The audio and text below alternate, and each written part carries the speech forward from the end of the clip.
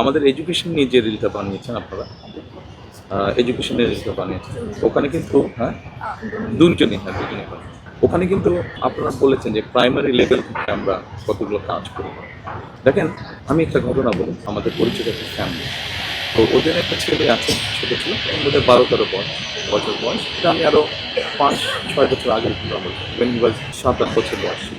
একদিন ওর বাবার সাথে গাড়িতে উঠেছে, কিন্তু ফর সাম রিজন ওর বাবা সিট বেল্ট লাগায়।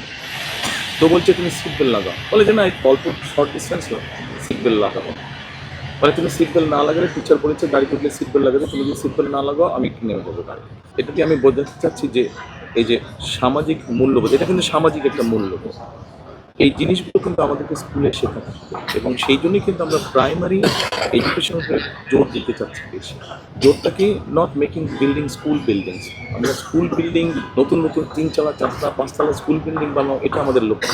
বরং ওই বাজেটটা দিয়ে আমরা আমাদের প্রাইমারি টিচারদেরকে মোর কোয়ালিফাইড করতে চাচ্ছি, মোর ট্রেনিং দিতে চাচ্ছি তাদেরকে।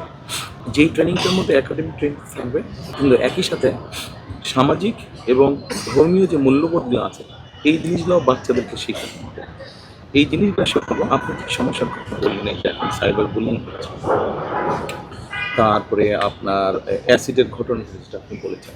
আমরা যদি বাচ্চাদেরকে ছোটোবেলা থেকে শেখাই, this is wrong, this is right, this is black, this is white, এভাবে যদি আমি বাচ্চাদেরকে শেখাই, আমরা শেখাতে পারি,